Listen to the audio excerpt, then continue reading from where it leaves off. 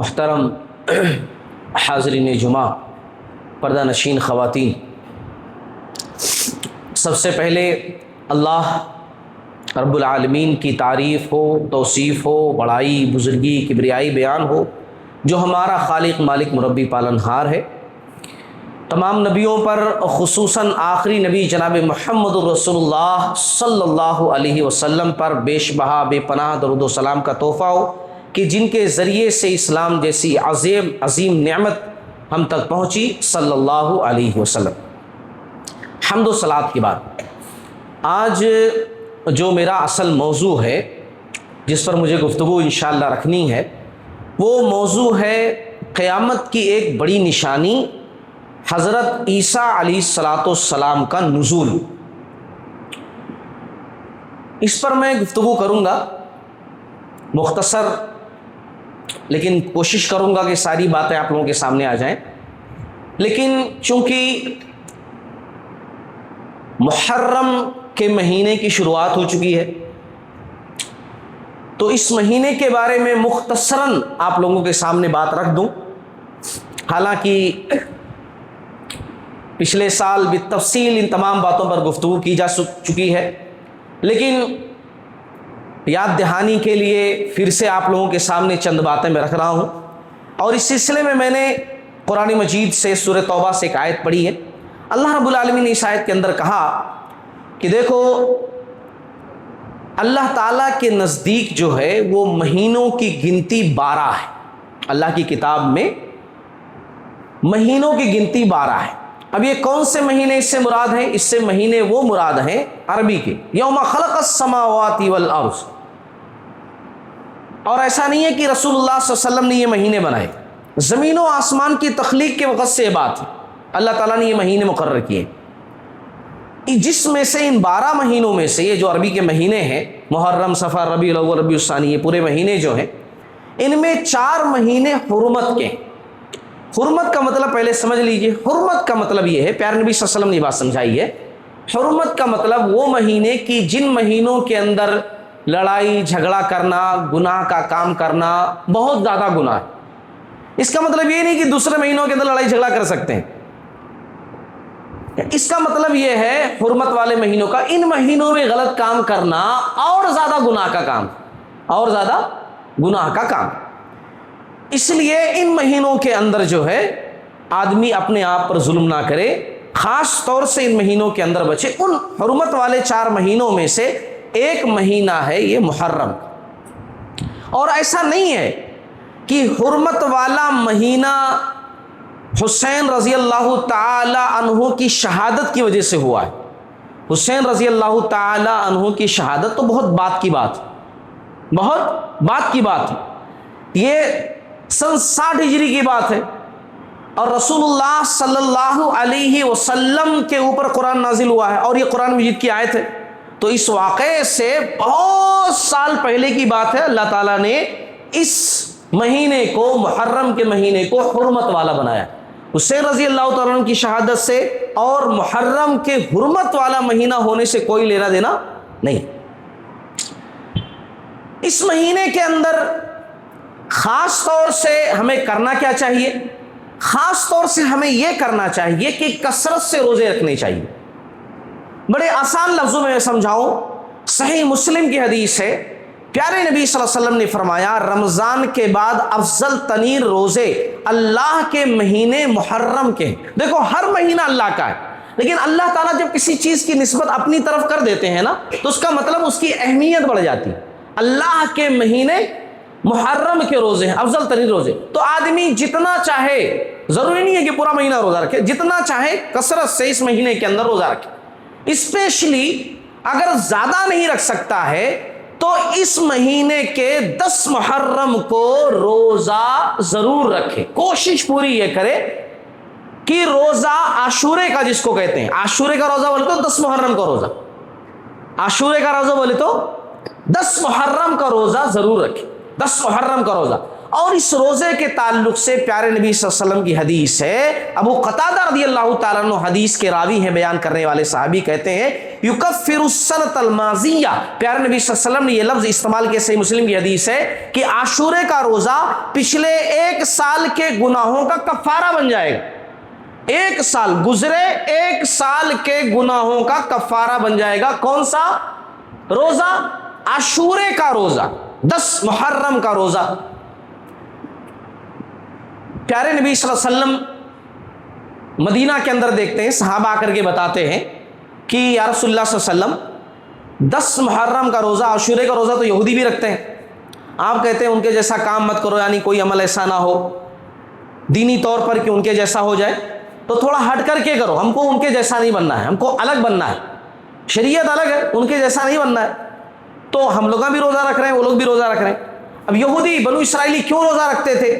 کیونکہ اس دن فرعون کے ظلم و ستم سے ان کو نجات ملی تھی، جو قرآن میں اللہ تعالیٰ نے ذکر کیا نا کہ اللہ رب العالمین نے فرعونیوں کے ظلم و ستم سے بنو اسرائیلیوں کو نجات دلا کر دریا پار کرا دیا، اور فرعون کے اس کے لوگوں کو دریا میں غرق کر دیا.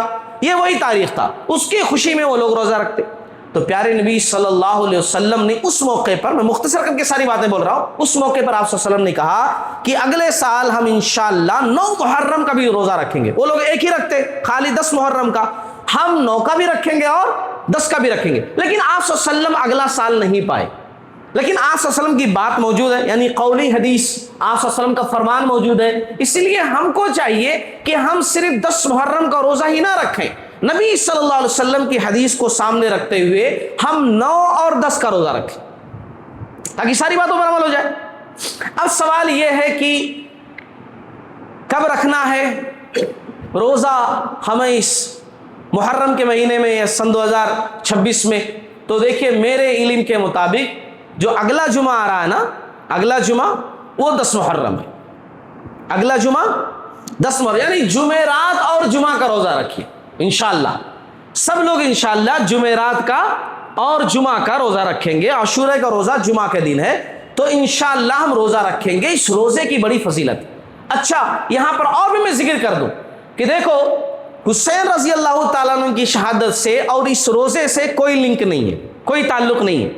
حسین رضی اللہ تعالیٰ عنہ کی شہادت بہت بعد کی ہے، اور پیارے نبی صلی اللہ علیہ وسلم کا یہ حکم بہت پہلے کا ہے. آپ صلی اللہ علیہ وسلم نے اپنی زندگی میں تمام چیزیں کہیں، اور حسین رضی اللہ تعالیٰ عنہ کی شہادت بہت بہت بعد کی بات ہے. تو یہ اس سے لینا دینا نہیں ہے. بہت سارے لوگ کنفیوز ہو جاتے ہیں، کہتے ہیں روزہ اس لیے رکھنے کے لیے کہا گیا ہے کیونکہ جو ہے حسین رضی اللہ عنہ کی شہادت ہوئی تھی. اس مہینے کی فضیلت اس لیے ہے کہ حسین رضی اللہ تعالیٰ عنہ کی شہادت ہوئی تھی. نہیں، حسین رضی اللہ تعالیٰ عنہ کی شہادت بہت بعد کی بات. رہ گئی بات حسین رضی اللہ تعالیٰ عنہ کی، تو یہاں پر یہ بھی جان لیجئے کہ دیکھو اسلام کے اندر جو یہ واقعہ ہوا بہت غلط واقعہ ہوا. جو کچھ ہوا بہت غلط واقعہ ہوا.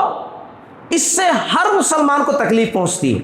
جب بھی یہ سچویشن، یہ واقعات، یہ تمام باتیں ہمارے سامنے آتی ہیں، ہر اہل ایمان کے دل کو تکلیف پہنچتی ہے کہ ایسا نہیں ہونا چاہیے. لیکن جو چیز ہونی ہوتی ہے اللہ رب العالمین کے علم میں وہ بات ہوتی ہے.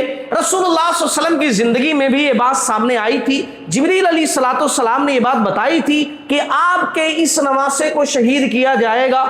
ظاہر سی بات ہے وہ چیز تو ہونی تھی، وہ چیز ہو گئی. لیکن اس کا مطلب یہ نہیں کہ اب ہم لوگ یہ سوچ کر کے، مسلمان کا ایک بہت بڑا طبقہ یہ سوچ کر کے کہ چونکہ اس مہینے کے اندر نواسے رسول حضرت حسین رضی اللہ تعالیٰ عنہ کی شہادت کا واقعہ پیش آیا، اسی لیے یہ مہینہ ماتم کا مہینہ ہے. اس مہینے کے اندر کچھ بھی اچھا کام نہیں کر سکتے، اگر کریں گے تو اچھا نہیں ہوگا. اس مہینے کے اندر نکاح نہیں کر سکتے، اگر نکاح کریں گے تو اچھا خیر والا نکاح نہیں ہوگا. یہ سب غلط باتیں. اس مہینے کے اندر مسلمانوں کا بڑا طبقہ غلط فہمی کا شکار ہے نا. جیسے ہی جو ہے یہ مہینہ آتا ہے فاتحہ خوانی ہے، فاتحہ دینا ہے. اسی طریقے سے خاص نمازیں، خاص اذکار، نوحہ، تعزیہ بٹھانا، جلوس نکالنا، محرم کے پنجے بٹھانا، سواریاں بٹھانا، سواریوں کے پاس جانا، جھکنا، اس مہینے کو منحوس سمجھنا، نکاح نہ کرنا، کوئی اچھا کام نہیں کرنا، نئے کپڑے نہیں پہننا، عورتوں کا زیورات اتار دینا، اسی طریقے سے غم کا مہینہ سمجھنا. یہ تمام چیزیں اسلامی نقطۂ نظر سے بالکل غلط. ایک واقعہ ہوا، بے شک وہ نہیں ہونا چاہیے تھا، ہوا، لیکن اس کا مطلب یہ نہیں کہ اس واقعے کے ہونے کی وجہ سے یہ مہینہ ہی پورا منحوس ہو گیا، یہ مہینہ ہی ماتم والا ہو گیا، یہ مہینہ بالکل غلط۔ اگر ایسا سوچیں گے نا تو 12 مہینے جتنے ہیں نا، 12 مہینے محرم سے لے کر ذوالحجہ تک جتنے 12 مہینے، ہر مہینے کے اندر کوئی نہ کوئی بڑا واقعہ ہوا ہے، ہاں کوئی نہ کوئی بڑا واقعہ ہوا ہے، رمضان میں بھی ہوا ہے، تو اس کا مطلب کیا ہوا، رمضان کو بھی سمجھیں گے۔ کوئی مہینہ خالی نہیں ہے جس میں کسی نہ کسی کی شہادت ہوئی ہو، کوئی نہ کوئی جنگ نہ ہوئی ہو، کوئی نہ کوئی بڑی چیز نہ ہوئی ہو، صحابہ کرام کے واقعات نہ ہوئے ہو، ہر مہینے کے اندر ہوا ہے۔ اس کا مطلب یہ ہوا کہ پھر تو کسی مہینے کے اندر کچھ نہیں کر سکتے، ہے نا۔ اچھا ایک بات میں یہاں پہ بتاؤں، اسی مہینے کے اندر ماہ محرم میں عمر رضی اللہ تعالیٰ عنہ کی شہادت ہوئی ہے، کسی کو پتا ہے؟ کوئی نام ہی نہیں لیتا۔ ایک خاص سوچ ہمارے دماغ میں ڈال دی گئی ہے، جیسے یہ مہینہ ہے حسین رضی اللہ تعالیٰ عنہ کی شہادت، بس خالی ایک ہی آتا، اس کے علاوہ کوئی اور چیز ہمارے دماغ میں آتی نہیں، ہے نا۔ بار بار اسٹیجوں سے، پروگراموں میں، خطبات میں، تقریروں میں ایک ہی واقعات بھی تفصیل بیان کیے جاتے، نتیجہ کیا ہے، سب کے دماغ میں بیٹھ گیا کہ بس محرم بولے تو یہ واقعے سے یہ مہینہ جانا جاتا ہے، اور کچھ بھی نہیں ہے۔ یہ چیزیں دل و دماغ سے نکال لیجیے، ہے نا۔ یہ مہینے کے آتے ہی مبارکبادی دینا، ہے نا، کچھ لوگ مبارکبادی دیتے بھی اسلامی کیلنڈر کا پہلا مہینہ مبارکبادی دینا۔ مبارکبادی آپ خوشی کس لیے منا رہے ہیں؟ کس لیے منا رہے ہیں آپ؟ ایک سال آپ کی زندگی سے چلا گیا، آپ جتنا جینے والے تھے دنیا کے اندر اس میں سے ایک سال اور کٹ ہو گیا، تو خوشی کی بات ہے؟ ارے تو غم کی بات ہے کہ میں مرنے کے اور قریب پہنچ گیا، میرا ٹائم اور قریب آ گیا۔ اگر میں 70-80 سال زندہ رہنے والا تھا، اس میں سے اتنے سال اور چلے گئے، اس میں مبارکبادی والی کون سی بات ہے؟ اس میں تو سوچنے والی بات ہے کہ ہم نے ایک سال اور گنوا دیا، کیا کیا، سوچنا چاہیے۔ تو بہرحال یہ چند باتیں تھیں محرم کے مہینے کے بارے میں جو میں نے آپ حضرات کے سامنے رکھی۔ ایک اور بات اس مہینے کے تعلق سے کر دوں کہ دیکھو یہ مہینہ ماتم کا مہینہ نہیں، اسلام میں ماتم ہے ہی نہیں۔ بڑے سیدھے سادے جملے سے میں کہہ رہا ہوں، اسلام میں ماتم، سینہ کوبی، چلانا، سینہ پیٹنا، یہ اسلام میں ہے ہی نہیں، سیدھے سیدھے نہیں ہے، کبھی بھی نہیں ہے۔ کتنا بڑا غم آپ کو پہنچ جائے، کتنا بڑا غم پہنچ جائے، مگر پھر بھی آپ ایسا نہیں کر سکتے۔ پیارے نبی صلی اللہ علیہ وسلم کی حدیث ہے، لیسا منا من لطم الخدود وشق الجیوب ودعا بدعوى الجاہلیہ، وہ ہم میں سے نہیں ہے۔ کون کہہ رہے ہیں؟ ناطق وحی رحمت للعالمین حسین رضی اللہ تعالیٰ عنہ کے نانا، فاطمہ رضی اللہ تعالیٰ عنہ کے ابو جان۔ کیا کہہ رہے ہیں؟ کہہ رہے ہیں کہ وہ شخص ہم میں سے نہیں جو رخسار پر تماچے مارے، خود کو ذلیل کرے، خود کو تھپڑا مارے، وہ ہم میں سے نہیں۔ جو گریبانوں کو چاک کرے، کپڑے پھاڑے، چیخے چلائے، جاہلیت کی طرح پکارے اور مصیبت کے وقت ہلاکت اور موت کو پکارے، ہائے فلاں تو چلا گیا، تو ہائے ایسا جس طرح اس مہینے میں کیا جاتا ہے۔ پیارے نبی صلی اللہ علیہ وسلم کہتے ہیں وہ ہم میں سے ہے ہی نہیں جو ایسا کرے۔ ہاں صحیح بخاری کتاب الجنائز کی حدیث ہے، نہیں ہے وہ، لیکن پھر بھی لوگ کر رہے ہیں۔ اپنے ایک الگ سوچ، اپنے افکار، اپنے خیالات، اپنی ایک الگ دنیا بنا کر کے اسلام سے ہٹ کر، اور جو ان کے راستے میں آتا ہے کہ ٹکرا رہا اس کو مانتے نہیں، یہ نہیں مانتے، یہ ہمارا نہیں ہے، ایک اپنا الگ سے نظریہ بنا کر کے اس پر چل رہے، جبکہ وہ اسلام قرآن اور رسول اللہ صلی اللہ علیہ وسلم کے فرمان کا نام، بس یہی اسلام ہے، یہ بنیاد ہے۔ اس سے ہٹ کر کوئی سوچے تو اس کی اپنی سوچ ہے، اور جس کی اپنی سوچ ہے وہ دین نہیں ہے، وہ اسلام نہیں ہے، اس کی اپنی ذاتی بنائی ہوئی سوچ ہے، اس کا اپنا نظریہ ہے، وہ اپنی نظریے میں کیا کر رہا ہے وہ ذمہ دار ہے۔ رسول اللہ صلی اللہ علیہ وسلم جب دنیا سے گئے تو کہا میں اللہ کی کتاب چھوڑ کر جا رہا ہوں، اپنا فرمان چھوڑ کر جا رہا ہوں، یہی دونوں چیزوں کو مضبوطی سے تھامے رکھو گے کبھی گمراہ نہیں ہو سکتے، یہی دو چیزیں ہیں۔ باقی اپنے خیالات، اپنے نظریات، کوئی آدمی پال کر بیٹھا ہوا ہے، اپنی دنیا میں جی رہا ہے، وہ اس کا اپنا نظریہ ہے، اپنا خیال ہے، وہ اس کا ذمہ دار ہے نا۔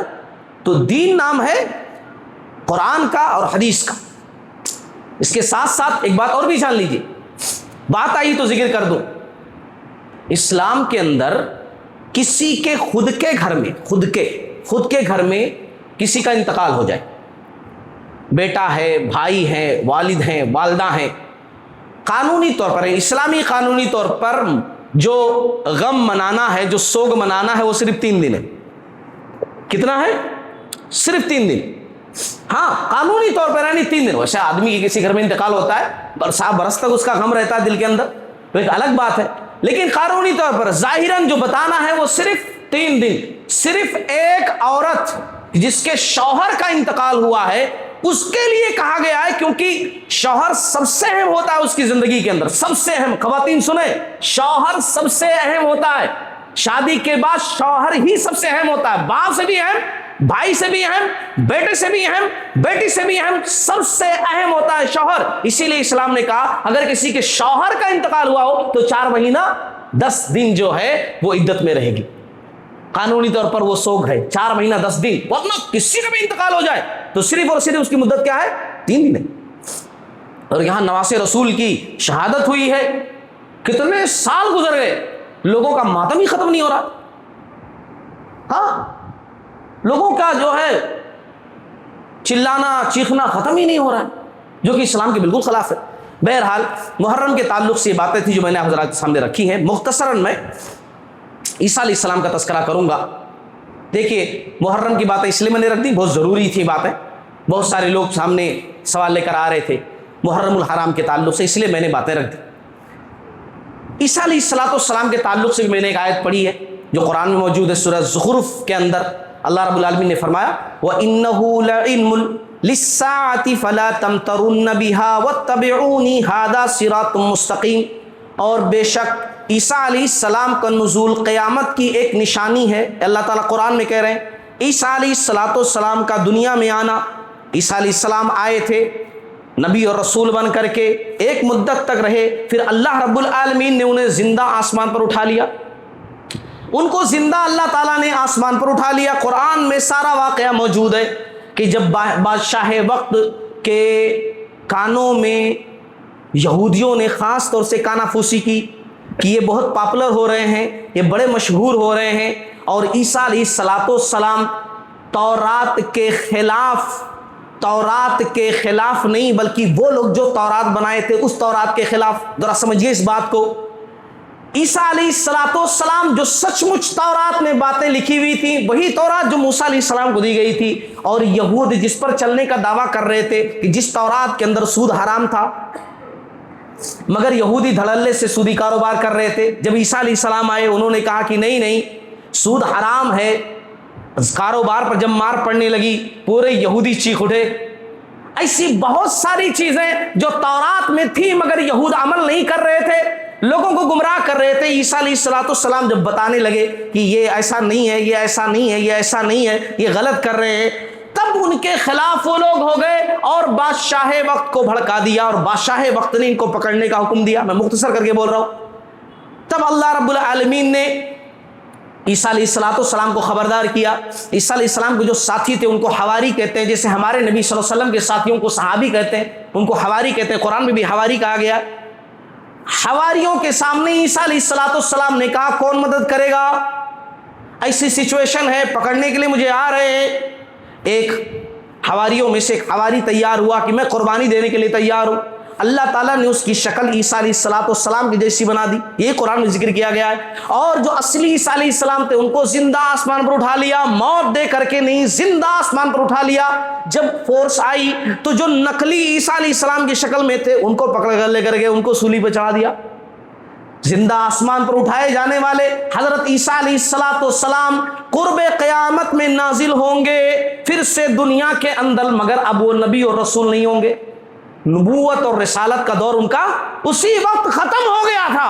اب جو آئیں گے امت محمدیہ کے فرد کی حیثیت سے آئیں گے، اور اللہ رب العالمین نے اسی کے بارے میں یہاں سورہ زخرف میں کہا، اور بے شک عیسیٰ علیہ السلام کا نزول قیامت کی ایک نشانی ہے، لہذا تم قیامت کے آنے کے بارے میں شک نہ کرو۔ اور نبی صلی اللہ علیہ وسلم سے کہا جا رہا ہے کہ آپ بتاؤ، میری بات مان لو، یہی سیدھا راستہ ہے۔ ہاں اللہ تعالیٰ قرآن میں خبر دے رہے، عیسیٰ علیہ السلام داؤد علیہ السلام کی نسل سے تھے۔ قیامت کے قریب حضرت عیسیٰ علیہ السلام آسمان سے نازل ہوں گے، حکومت کریں گے، مسلمان عیسیٰ علیہ السلام کی قیادت میں جو اللہ کا انکار کرنے والے ہیں ان کے خلاف جہاد بھی کریں گے۔ عیسیٰ علیہ السلام کے عہد میں مکمل عدل و انصاف ہوگا، دولت کی فراوانی ہوگی، لوگ آپس میں غیر معمولی پیار و محبت سے رہیں گے، یعنی ایسی پیار و محبت جو اب نہیں ہے۔ غیر معمولی پیار و محبت کا مطلب بہت پیار و محبت سے، یعنی آدمی تصور نہیں کر سکتا کہ لوگ اتنا اچھے سے رہ سکتے ہیں آپس میں، ہے نا، اس طریقے سے لوگ رہیں گے۔ حسد، بغض، کینہ، یہ تمام چیزیں دلوں سے ختم ہو جائیں گی۔ سبحان اللہ، آپ سوچیے، آپ جب یہی چیزیں ختم ہو جائیں گی تو پھر محبت کیوں نہیں آئے گی؟ کیونکہ محبت کو بگاڑنے والی یہی چیزیں ختم ہو جائیں گی، پیار و محبت آ جائے گی۔ اب حدیث دیکھ لیجئے، صحیح مسلم کتاب الایمان کی حدیث ہے، حضرت ابو ہریرہ رضی اللہ تعالیٰ عنہ حدیث کے راوی ہیں، اللہ کی قسم عیسیٰ بن مریم آسمان سے اتریں گے، حکومت کریں گے، عدل و انصاف قائم کریں گے، صلیب کو توڑ دیں گے۔ کیوں کہا گیا صلیب کو توڑیں گے؟ کیونکہ عیسائی یہ بنائے ہوئے ہیں، ایک عقیدہ کھڑے ہوئے ہیں کہ چونکہ اسی صلیب پر چڑھائے گئے اور تمام لوگوں کے گناہوں کا کفارہ انہوں نے ہماری طرف سے ادا کر دیا، غلطی تم کی ہے، انہوں کا کیوں کریں گے؟ تو اس عقیدے کو آتے ہی عیسیٰ علیہ السلام ختم کریں گے۔ یہ تمہارا جو عقیدہ بنایا ہوا ہے، یہ خود کا بنایا ہوا ہے، اس کو توڑیں گے، جزیہ نہیں لیں گے، کیونکہ دوسری احادیث کے اندر ذکر کیا گیا ہے ٹیکس نہیں لیں گے۔ ٹیکس کس سے لیں گے؟ جب دیگر جو مذاہب ہے سب ختم ہو جائیں گے، اس وقت جب دیگر مذاہب رہیں گے نہیں تو ٹیکس کی بات ہی نہیں آئے گی۔ جوان اونٹ کو چھوڑ دیں گے، مطلب کیا؟ اس پر کوئی محنت نہیں کرے گا، زیادہ لوگوں کو محنت کرنے کی ضرورت نہیں پڑے گی، کینہ بغض حسد جاتا رہے گا۔ عیسیٰ علیہ السلام لوگوں کو مال دینے کے لیے بلائیں گے، بھائی آؤ مال لے کر جاؤ، بہت پڑا ہوا ہے، لیکن کوئی نہیں آئے گا کیونکہ سب کے پاس ہوگا۔ تو جب سب کے پاس ہوگا، آپ سوچ رہے ہوں گے نا کہ ارے بہت جلدی آ جائے تو بہت اچھا ہے، کیونکہ ہم لوگ اب اس دور کے ہیں نا، دلوں کی صفائی ہے نہیں، تو ایسا سوچ رہے ہیں۔ اس دور کے لوگ کیونکہ دلوں کے اندر یہ بات ہوگی نہیں تو ایسا سوچیں گے نہیں۔ ہاں بلایا جائے گا، مال بہت رکھا ہوا ہے، مال بہت پڑا ہوا ہے، لے کر کے جاؤ، کوئی نہیں آئے گا لینے کے لیے، ہے نا۔ یہاں تو آج کے دور میں اگر کہیں کہا جائے کہ یہاں ہے اتنا سارا لے لو تو ایک ہی بندہ پہنچ جائے گا، پورا مجھے ہی دے دو، ہے، چاہے دوسرے کو کوئی فرق کچھ ملے نہ ملے، ہم کیوں دے دو۔ عیسیٰ علیہ السلام دمشق کے مشرقی حصہ میں مسجد کے سفید مینار پر اپنے دونوں ہاتھ فرشتوں کے کندھوں پر رکھے ہوئے نازل ہوں گے۔ نزول کے وقت سر کے بالوں سے پانی کے قطرے موتیوں کی طرح ڈھلکتے نظر آئیں گے۔ جب آپ سر جھکائیں گے تو ایسا محسوس ہوگا کہ پانی کے قطرے ٹپک رہے ہیں، ایسا محسوس ہوگا، ہے نا، حالانکہ ریئل میں نہا کر کے نہیں آئے ہوں گے، ایسا محسوس ہوگا۔ حدیث سن لیجیے، صحیح مسلم کتاب الفتن کی حدیث، یہ تمام باتیں میں نے حدیث سے لی جو حدیث میں ذکر کی گئی۔ جب اللہ مسیح ابن مریم کو بھیجے گا تو وہ دمشق کے مشرقی حصہ میں مسجد کے سفید مینار کے پاس اپنے دونوں ہاتھ دو فرشتوں کے کندھوں پر رکھے ہوئے اتریں گے۔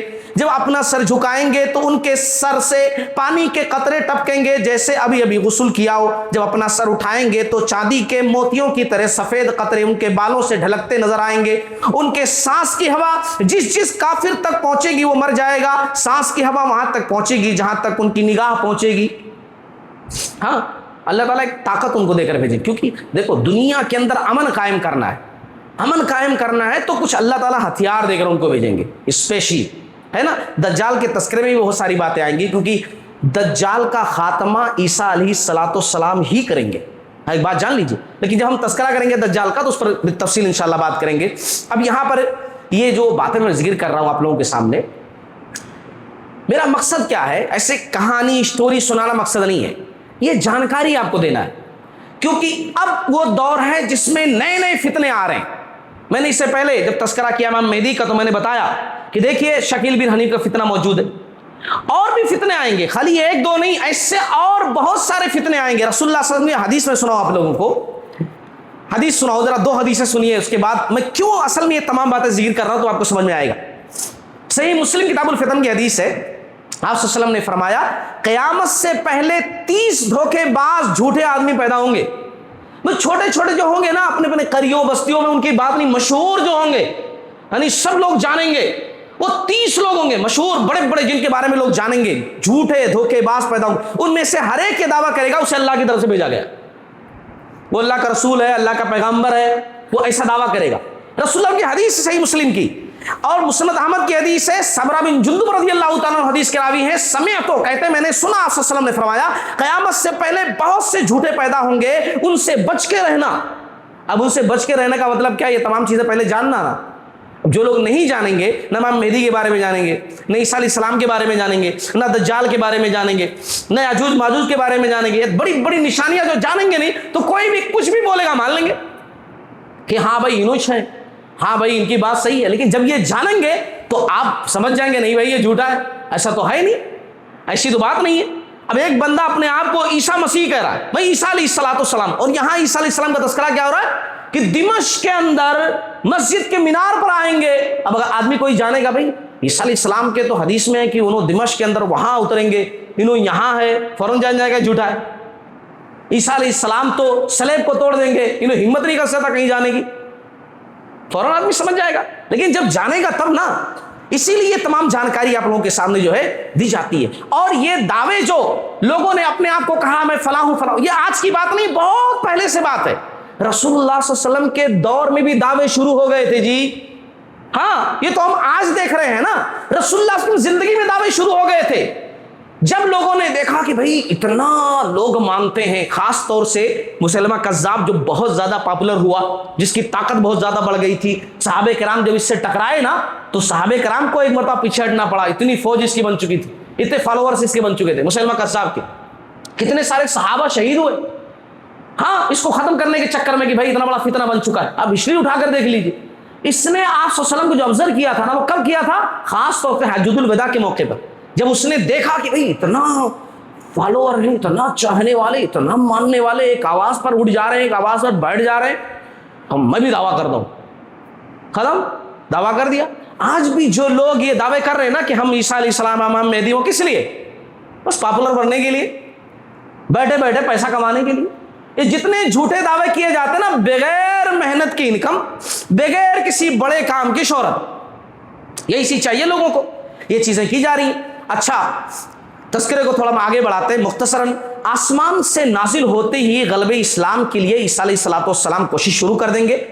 ان کے عہد میں تمام دیگر مذاہب ختم ہو جائیں گے سوائے اسلام کے۔ ان کا زمانے خلافت 40 سال ہوگا، ہاں ان کا زمانے خلافت جو ہے 40 سال ہوگا۔ خنزیر کو بھی قتل کریں گے، خنزیر ختم ہی کر دیں گے، خنزیر نہیں ہونا، صلیب توڑیں گے، خنزیر ختم کریں گے۔ خنزیر کیوں؟ اس لیے کہ عیسائی لوگ خنزیر کو حلال سمجھے ہوئے ہیں نا۔ عیسیٰ علیہ السلام آ کر کے ان تمام چیزوں کو جو ان کے نام سے رائج ہیں، دنیا والوں نے رائج کر لیا کہ بھائی عیسیٰ علیہ السلام صلیب پر چڑھے اس لیے ہم ایسا کر رہے ہیں، عیسیٰ علیہ السلام نے اس کو جائز قرار دیا ہے اس لیے ہم کھا رہے ہیں، ہے نا۔ عیسیٰ علیہ السلام سب سے پہلے وہی ختم کریں گے، کہہ رہے نہیں جھوٹ تم بول رہے ہو، ہم ایسا کچھ بھی نہیں کیے، تم جو ہے غلط کر رہے ہو۔ اسی لیے تمام چیزوں کا خاتمہ جو ہے عیسیٰ علیہ السلام کے دور میں ہوگا۔ بہرحال حضرت عیسیٰ علیہ السلام آسمان سے نازل ہونے کے بعد مسلسل کوشش کریں گے، غیروں سے لڑیں گے، حتیٰ کہ روئے زمین پر جو ہے اسلام کا بول بالا ہوگا۔ عیسیٰ علیہ السلام آسمان سے نازل ہونے کے بعد شریعت محمدیہ کے مطابق احکام نافذ کریں گے۔ سبحان اللہ، اگر مسلمانوں پر چھوڑ دیا جائے نا تو ہر طبقہ اپنا اپنا ہی نافذ کرے گا، ہر طبقہ کہ نہیں ہماری والی ہی چلنا۔ حالانکہ دیکھا جائے مسلمانوں کے اندر بھی قرآن ایک ہی ہے، قرآن ایک، رسول ایک ہے نا، ہمارا قرآن ایک ہی ہے، ہمارے رسول اللہ صلی اللہ علیہ وسلم ایک ہی ہے، لیکن کتنے نظریات ہیں لوگوں کے۔ اگر لوگوں سے کہا جائے کہ جو ہے آپ لا نافذ کرو، اسلامک لا کوئی نافذ کرو، سب اپنا والا لے کر بیٹھ جائیں گے، کوئی قرآن اور حدیث کو نہیں دیکھے گا۔ عیسیٰ علیہ السلام شریعت محمدیہ کے مطابق احکام نافذ کریں گے۔ اور حدیث کے اندر یہ بھی کہا گیا امام مہدی کے دور میں کیا ہوگا کہ امام مہدی کے دور میں ہی عیسیٰ علیہ السلام آئیں گے اور انہی کے پیچھے نماز ادا کریں گے، نزول کے بعد عمرہ اور حج بھی کریں گے۔ ہاں عیسیٰ علیہ السلام ابھی آئیں گے جب عمرہ اور حج بھی کریں گے، آنے کے بعد شادی بھی کریں گے، اولاد بھی ہوگی، اور تدفین کے تعلق سے جو حدیث ملتی ہے نا وہ مدینہ منورہ کی ملتی ہے، بلکہ ایک روایت کے اندر تو ملتا ہے کہ رسول اللہ صلی اللہ علیہ وسلم، ابو بکر رضی اللہ تعالیٰ عنہ، عمر رضی اللہ تعالیٰ عنہ جہاں تدفین ہوئی ہے نا وہیں کہیں حصے میں ان کو بھی دفن کیا جائے گا۔ 40 سال ان کی حکومت ہوگی، 40 سال حضرت عیسیٰ علیہ السلام کی۔ یہ مختصر سی باتیں تھیں عیسیٰ علیہ السلام کے حوالے سے جو میں نے آپ حضرات کے سامنے رکھی۔ انشاءاللہ ہم اس کے بعد جو ہے وہ بہت بڑے فتنے کے بارے میں بات کریں گے، قیامت کی بہت بڑی نشانی جب سے دنیا بنی ہے اور جب سے دنیا ختم ہوگی، دنیا میں سب سے بڑا فتنہ دجال، اس کے بارے میں انشاءاللہ تذکرہ کریں گے کتاب و سنت کے حوالے سے۔ اللہ تعالیٰ سے دعا کرتے ہیں کہ اللہ تعالیٰ جتنی باتیں کہی گئی ہیں کہنے سننے سے زیادہ عمل کرنے کی توفیق عطا فرمائے۔ باری تعالیٰ توفیق دے کہ ہم جو ہے قیامت کی نشانیوں کو سمجھیں، قیامت کی نشانیوں کو جانیں، اور آنے والے جو فتنے ہمارے سامنے ہیں ان فتنوں کا اپنے علم سے مقابلہ کریں، اپنے عقیدے سے مقابلہ کریں۔ ہم کسی فتنے کے سامنے جھکے نہیں، اور نہ ہی اپنے اولاد کو اور نہ ہی اپنے آس پاس کے لوگوں کو کسی فتنے میں مبتلا ہونے دیں۔ پوری ہماری کوشش ہو کہ صرف جانکاری ہمارے تک نہ رہے، بلکہ ہم پھیلائیں، لوگوں کو بتائیں کہ بھائی دیکھو قیامت کی یہ بڑی بڑی نشانیاں ہیں، بہت ساری نشانیاں ہم نظروں کے سامنے دیکھ رہے ہیں، بہت ساری نشانیاں آ رہی ہیں، بہت ساری نشانیاں آنے والی ہیں۔ قیامت کب آئے گی وہ اللہ کو معلوم، لیکن قیامت سے پہلے جو نشانیاں ہیں ہمارے نبی نے کہا یہ ہوگا تو ہوگا، یہ چیزیں ہوں گی تو ہوں گی۔ اسی لیے یہ نشانیاں ہر مسلمان کو یاد رکھنی چاہیے، ہاں یاد رکھنی چاہیے تمام نشانیاں۔ اللہ تعالیٰ ہم تمام لوگوں کو علم والا بنائے، کتاب و سنت کے حساب سے جینے والا بنائے، اور اسی پر ہمارا خاتمہ عطا فرمائے۔ 2 اعلانات ہیں۔ پہلا اعلان یہ ہے کہ مسجد کے اندر، بلکہ ہر مسجد کے اندر صبح و شام کا مکتب ماشاءاللہ پہلے بھی تھا، ابھی بھی، اور شروع کیا گیا ہے نئے انداز سے۔ آپ لوگوں سے گزارش کی جاتی ہے کہ اس سے فائدہ اٹھائیں۔ عمر کی کوئی قید نہیں ہے، آ کر کے کوئی بھی یہاں قرآن سیکھ سکتا ہے، دین کی باتیں سیکھ سکتا ہے۔ اسی طریقے سے دوسرا اعلان جو ہمیشہ کیا جاتا ہے، پھر آپ لوگوں کے سامنے کیا جا رہا ہے کہ اسکینرز بنائے گئے ہیں ماہواری چندے کے لیے، ماہواری تعاون کے لیے۔ آپ لوگوں سے گزارش کی جاتی ہے کہ آپ جو ہے اسکینر لیں، اور ضرور لیں۔ اللہ کے اس گھر کے لیے آپ لوگ دل کھول کر خرچہ کریں، اور مہینے میں کچھ نہ کچھ مسجد کے تعاون کیا کریں، مسجد میں ڈالا کریں۔ اللہ تعالیٰ ہم تمام لوگوں کو ان تمام باتوں پر عمل کرنے والا بنائے۔ آمین۔ وآخر دعوانا ان الحمد للہ رب العالمین۔